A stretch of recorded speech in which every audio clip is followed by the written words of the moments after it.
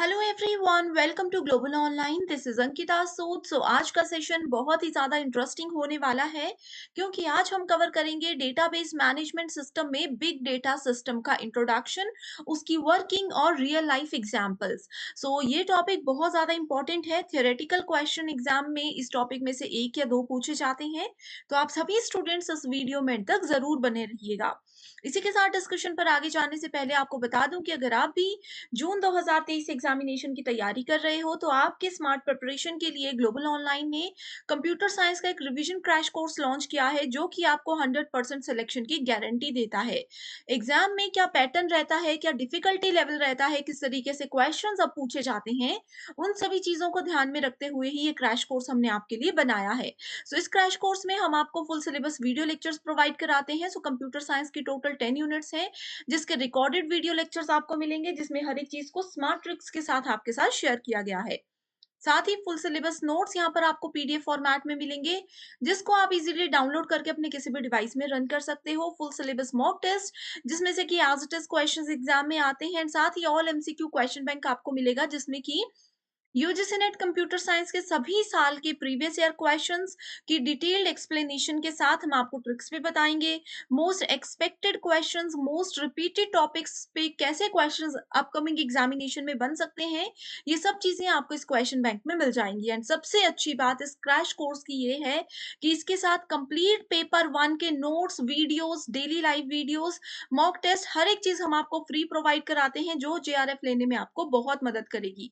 Screen पर दिए गए किसी भी नंबर पर आप कांटेक्ट करके इसको ज्वाइन कर सकते हो। इसके लिए आपको 60% ऑफ मैं अभी दे रही हूँ। 10,000 पे आपको इसके लिए फीस पे करनी है सिर्फ 3,999। एंड इसकी फ्री वीडियोस के लिए आप ग्लोबल ऑनलाइन ऐप को डाउनलोड कर लीजिए। आप डाउनलोड करने के बाद स्टोर सेक्शन पर जाओगे तो कोर्सेज में जाकर के सारे कोर्सेज की जानकारी ले सकते हो, या फिर सर्च बार में किसी भी कोर्स का नाम आप टाइप करके उसको सर्च कर सकते हो। कंप्यूटर साइंस कोर्स देखोगे, कंटेंट सेक्शन पर क्लिक करोगे तो आपके सामने यहाँ पर पेपर 1 की कंप्लीट लेक्चर सीरीज आ जाएगी। फिर यहाँ पर देख सकते हो पेपर 2 के हर एक यूनिट के सेपरेट फोल्डर्स हैं, जिसमें कि free videos, MCQs, notes, theory lectures और टेस्ट अवेलेबल हैं। ये आपको बहुत मदद करेंगे इस कम समय में भी एग्जाम क्वालिफाई करने में। तो आप सभी आज ही इसको ज्वाइन जरूर कर लीजिएगा। इसी के साथ बढ़ते हैं अपने टॉपिक की ओर, जिसका नाम है बिग डेटा सिस्टम। अब देखो, सबसे पहले हम देखते हैं कि डेटा क्या होता है। कोई भी कैरेक्टर, कोई भी क्वांटिटी, कोई भी सिंबल जिस पे हम लोग ऑपरेशन परफॉर्म करते हैं डिजिटली, उसको हम डेटा बोल सकते हैं इस केस में। ठीक है, अब यहाँ पर बात आती है बिग डेटा क्या होता है। बिग डेटा, बिग का मतलब है यहाँ पर लार्ज वॉल्यूम ऑफ डेटा। ठीक है, पहले हम लोग सिर्फ टर्म यूज करते थे डेटा, लेकिन जब से बिग डेटा टर्म आई है, तब से हम सिंपल डेटा को स्मॉल डेटा के नाम से भी जान सकते हैं। ठीक है, ये एक बेसिक सा इंट्रोडक्शन था, जहां पर हम लार्ज वॉल्यूम ऑफ डेटा को स्टोर कर सकते हैं। एंड ये बेसिकली अनस्ट्रक्चर्ड फॉर्मेट में ही स्टोर किया जाता है। इस चीज को भी आप लोगों ने याद रख लेना है। अनस्ट्रक्चर्ड फॉर्मेट में इसको स्टोर करने का क्या कारण होता है। अब देखो, क्योंकि बहुत ज्यादा डेटा है, तो उसको प्रॉपर तरीके से अरेंज कर पाना थोड़ा सा डिफिकल्ट रहता है, इसीलिए ये डेटा हमेशा अनस्ट्रक्चर्ड होता है। और वहीं अगर हम स्मॉल डेटा की बात करें, थोड़ा सा डेटा अगर हमारे पास है, तो वो हमेशा स्ट्रक्चर्ड डेटा होता है। यानी कि उस डेटा को कैसे स्टोर करना है, कैसे रिट्रीव करना है, कैसे मैनेज करना है, इस सब का एक प्रॉपर स्ट्रक्चर होता है। ओके, इसके अलावा डेटा और बिग डेटा में डिफरेंस ये होता है, जैसे कि अभी तक हम लोग डेटा यूज करते थे एमबी में, जीबीज में हमारी फाइल्स होती थी, या मैक्सिमम फाइल्स टीबी में होती थी, टेराबाइट में होती थी। लेकिन जो बिग डेटा है, इसमें क्योंकि बहुत लार्ज वॉल्यूम ऑफ डेटा को स्टोर किया जाता है, इसमें जो भी चीजें रहती हैं उसको किस फॉर्मेट में स्टोर किया जाता है, इसको पीबी, पीबी में स्टोर किया जाता है, यानी कि पेटाबाइट। पेटाबाइट क्या होता है, thousands of terabyte is equals to petabyte. Okay, PB में इसको स्टोर किया जाता है, ईबी में यानी कि एक्साबाइट में इसको स्टोर किया जाता है। ये एक तरीका होता है डेटा को स्टोर करने का in case of big data. अब देखो, यहाँ पर स्टूडेंट्स एक एग्जाम्पल आप लोगों ने जरूर सुना होगा। हम सभी फेसबुक चलाते हैं, या फिर हम किसी भी सोशल मीडिया को यूज करते हैं। ठीक है, सोशल मीडिया का यूज़ करते हैं, तो उसमें आपको पता है कि लाखों के हिसाब से लोगों की आईडी बनी होती है। उसमें कितने लोग फ़ोटोज़ अपलोड करते हैं, वीडियोज़ अपलोड करते हैं, तो कितना ज़्यादा डेटा है। तो ये किसका एग्ज़ाम्पल है? ये एक बिग डेटा का एग्ज़ाम्पल है।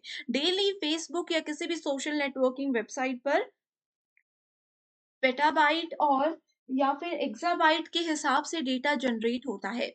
वहीं यहाँ पर आप देख सकते हो 2 एग्ज़ाम्पल्स और हैं जिसको हम आगे डिस्कस करेंगे। तो पहले आ जाते हैं बिग डेटा की डेफिनिशन पर। So data which is very large in size is called big data. Normally we work on data of size MB जो कि हमारा वर्ड फाइल होती है, एक्सेल फाइल होती है, डॉक्यूमेंट फाइल होती है। ये सारी फाइल्स हमारी एमबीज में आ जाती हैं। हम लोग अभी तक मूवीज डाउनलोड करते थे, वो सारी जीबी में आ जाती हैं। लेकिन जो डेटा उससे भी बड़ा होता है, एक मूवी के साइज से भी बड़ा डेटा जो होता है वो बिग डेटा होता है। Big data is larger, more complex data sets, specially from new data sources. So new data sources हो गए, जैसे कि ऑनलाइन शॉपिंग हम कर रहे हैं, ठीक है? ऑनलाइन हम लोग बुकिंग कर रहे हैं, रेलवे बुकिंग होती है या फिर आपकी एयरलाइंस बुकिंग होती हैं, टैक्सी बुकिंग होती हैं, कैब्स बुकिंग होती हैं। तो ये न्यू डेटा सोर्सेस हैं जो कि बहुत कॉम्प्लेक्स डेटा को स्टोर करते हैं। एंड कॉम्प्लेक्स डेटा को क्योंकि यहाँ पर स्टोर किया जा रहा है, तो उस केस में हम स्ट्रक्चर्ड उसको यूज़ नहीं कर सकते। और बाकी का जो एमबी, जीबी वाला डेटा होता है वो ट्रेडिशनल डेटा होता है। ओके? इसके अलावा यहाँ पर अगर हम देखें तो एक एग्जाम्पल है न्यूयॉर्क स्टॉक एक्सचेंज, ये एक एग्जाम्पल है। ठीक है, बिग डेटा का एक बहुत अच्छा एग्जाम्पल है ये, that generates about 1 terabyte. 1 terabyte new trade data in 1 day. एक दिन में न्यूयॉर्क स्टॉक एक्सचेंज 1 टीबी से भी ज्यादा डेटा को जनरेट करता है। तो ये बिग डेटा का एग्जाम्पल है। सोशल मीडिया भी सेम एग्जाम्पल को होल्ड करती है। उसके बाद जैसे कि अगर हम जेट इंजन की बात करें, ठीक है, इसमें 10+ टेराबाइट, 10 से भी ज्यादा टेराबाइट को यूज किया जाता है 30 मिनट्स में। 30 मिनट्स के अंदर अंदर इसको यूज किया जाता है। तो आप देख सकते हो कितना लार्ज अमाउंट ऑफ डेटा यहाँ पर स्टोर किया जाता है। ओके, आई होप आप लोगों को इंट्रोडक्शन बिल्कुल क्लियर हो चुकी है। नाउ अब हम बात करते हैं बिग डेटा के टाइप्स की। एग्जाम में टाइप्स और इसमें हमारे पास 3 V's आ जाते हैं बिग डेटा के, वॉल्यूम, वेराइटी और वेलोसिटी, ये पूछा जाता है। ठीक है, तो पहले डेटा की बात करें, structure data. Any data that can be stored, accessed and processed in the form of fixed format। जिस भी डेटा का फिक्स्ड फॉर्मेट होता है उसको हम स्ट्रक्चर्ड फॉर्मेट बोलते हैं। ठीक है, इसका एक एग्जांपल यहाँ पर आप देख सकते हो। देखो, ये किसी भी स्टूडेंट का टेबल है, ये किसी पर्टिकुलर जॉब डिपार्टमेंट का टेबल है। एम्प्लॉय की आईडी, एम्प्लॉय का name, gender, department, salary in lakhs. ठीक है, सो ये क्या है, एक स्ट्रक्चर्ड फॉर्मेट है। एक फॉर्मेट हमने बना दिया कि हाँ, एक एम्प्लॉय की ये चीजें हमें ऐड करनी है, तो उसी के अकॉर्डिंग हर एक डेटा को यहाँ पर इंक्लूड किया जाएगा। Over the time, talent in computer science has been achieved greater success in developing techniques for working with such kind of data and also deriving value out of it. अब देखो, इस data में अगर हमें changes करने हैं समय के साथ, मान लीजिए हमें यहाँ पर उन लोगों के आधार नंबर ऐड करने हैं, उनके पासपोर्ट की डिटेल्स ऐड करनी है, तो हम यहाँ पर कर सकते हैं एक स्ट्रक्चर फॉर्मेट में इस चीज को ऐड। ठीक है, so large number of data यहाँ पर होता है, लेकिन मैनेजेबल होता है, इजीली उसको कोई भी एक्सेस, स्टोर या फिर प्रोसेस कर सकता है। ओके, नेक्स्ट आ जाता है unstructured data. Any data with unknown form, any data with unknown format or the structure is known as unstructured data. In addition, we can say that size being huge, unstructured data poses multiple challenges in terms of its processing for deriving value out of it. इसके एक simple से example आप ले सकते हैं social media का ही।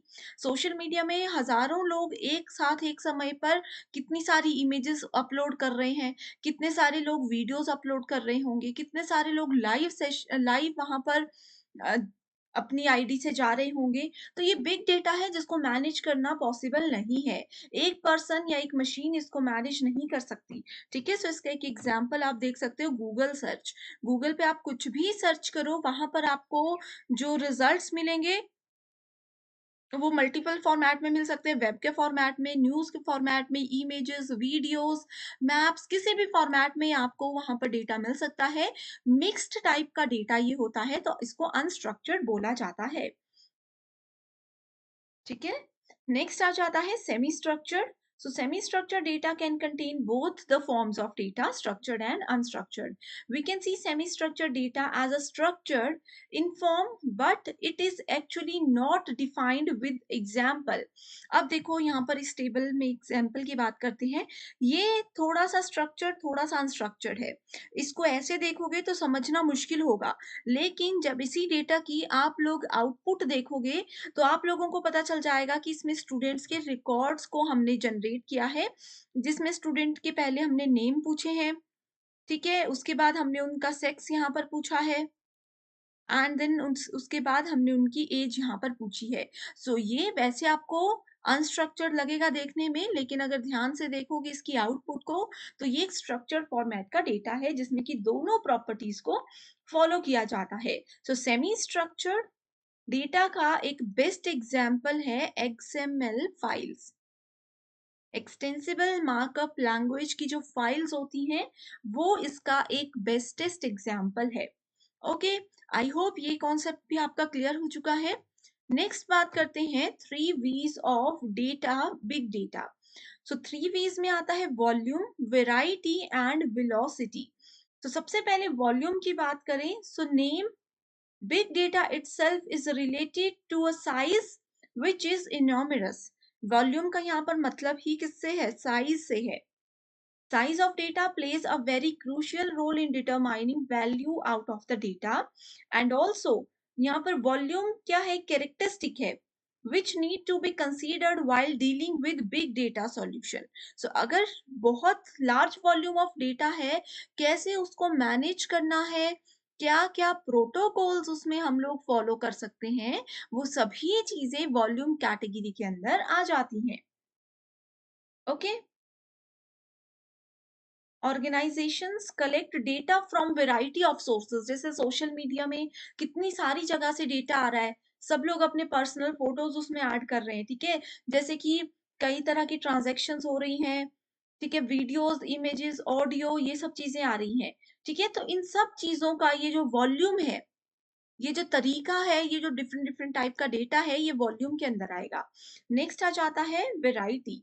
तो data comes in all the formats, like MP3 files भी हो सकती हैं, .mp4 फाइल्स भी हो सकती हैं, न्यूमेरिकल डेटा भी हो सकता है, हम लोग GIF यूज करते हैं, हम लोग PNG यानी कि सिंपल इमेज फॉर्मेट को यूज करते हैं, न्यूमेरिकल डेटा हो सकता है, ठीक है? बहुत सारे फाइनेंशियल ट्रांजेक्शन्स भी हो सकती हैं, बहुत सारी चीजों को हम लोग स्टोर करते हैं, वो है variety of data. So big data हमें अलाउ करता है कि जितना मर्जी डेटा आप अपलोड करना चाहो तो कर सकते हो। वेलोसिटी, सॉरी ये वेराइटी था, वेराइटी, ठीक है? जिस भी वेराइटी का डेटा आप लोग अपलोड करना चाहो, जिस भी टाइप की फाइल आप अपलोड करना चाहो, वो आप कर सकते हो। अब बात करते हैं वेलोसिटी की। With the growth in the Internet of Things means IoT. IoT की जैसे जैसे ग्रोथ हो रही है, डेटा स्ट्रीम्स बहुत ज्यादा हो रही हैं। आपको पता है आज के समय पे हर एक चीज ऑनलाइन है, ठीक है? सो इसमें स्मार्ट मीटर्स, सेंसर्स, टैग्स, ये सब चीजें यूज होती हैं जो कि वेलोसिटी कैटेगरी के अंदर हम इसको काउंट कर सकते हैं। In simple terms, we can say velocity refers to the speed of generation of data. Speed of generation of data. Okay, how fast the data is generated and processed to meet the demands determines real potential in the data. So data velocity basically किस flow में data flow कर रहा है, किस speed में data flow कर रहा है बिजनेस प्रोसेसेस के अंदर, किसी भी नेटवर्क के अंदर, वो सब चीजें उसकी वेलोसिटी हमें बताती है, राइट? इसके बाद आ जाते हैं बिग डेटा यूज केसेस। सो यूज केसेस पर जाने से पहले मैं आप लोगों को इसके एडवांटेजेस बता देना चाहती हूँ। ठीक है। सो पहला एडवांटेज है, business can utilise outside intelligence while taking decisions. So इसकी मदद से हम बाहरी लोगों से डिसीजन ले सकते हैं, चाहे हम कहीं पर भी काम कर रहे हैं। Okay, access to social data from search engines and sites like Facebook, Twitter, any organization to fine tune their business strategies.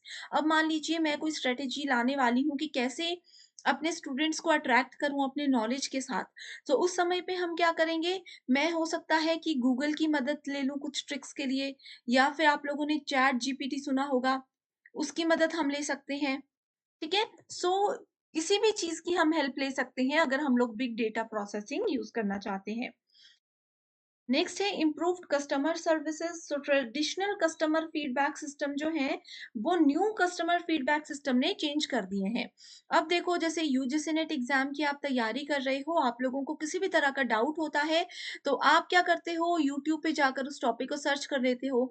आप लोगों को जैसे नेट के रिजल्ट से रिलेटेड अभी इतना डिबेट चल रहा था, तो आप सबने क्या किया, ट्विटर पे जा करके वहां पर ट्वीट कर दिया उनके नाम से, यूजीसी के चेयरपर्सन के नाम से, या किसी भी हायर अथॉरिटी के नाम से।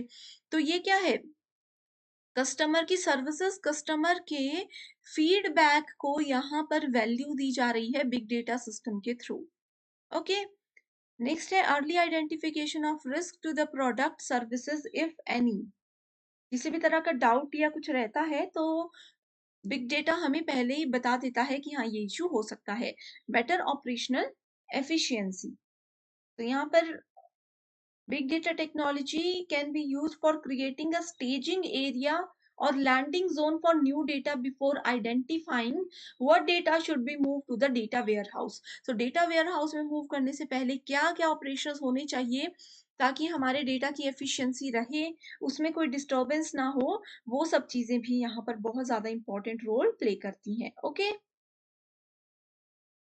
Next we have is big data use cases. तो यूज केसेस के केस में आप लोगों को स्टूडेंट ज्यादा डिटेल में मैं नहीं जाने के लिए सजेस्ट करूंगी, इतना काफी है जो आपके सामने है। सो प्रोडक्ट डेवलपमेंट में ये हमें हेल्प करता है। प्रिडिक्टिव मेंटेनेंस की, हाँ डेटा को मेंटेन करने की जरूरत है, नहीं तो डेटा लॉस हो सकता है, ये सब मेंटेनेंस वहां पर प्रिडिक्टिव वे में चलती हैं।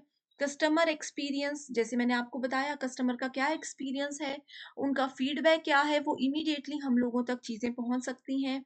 नेक्स्ट है fraud and compliance, machine learning, operational efficiency, drive innovation. So ये सब चीजें हैं जो कि बिग डेटा यूज केसेस के अंदर आती हैं। आप इनके, ये वाला सेक्शन इतना ज्यादा इंपॉर्टेंट नहीं है, नॉट सो इम्पोर्टेंट, बट फिर भी नाम पढ़ रखिएगा, समय लगेगा एग्जाम में आ जाए तो आप लोगों को हेल्प हो जाएगी। ओके। सो इसी के साथ हम आज का सेशन क्लोज करते हैं। आई होप स्टूडेंट्स आप लोगों को सारे कॉन्सेप्ट्स क्लियर हो चुके हैं। ये बहुत ही ज्यादा इंपॉर्टेंट एंड एक्सपेक्टेड टॉपिक था, थ्योरी सेक्शन था, एंड इसी तरह के क्वेश्चंस एग्जाम में पूछे जाएंगे। So thank you so much for watching this video and I wish you all the very best.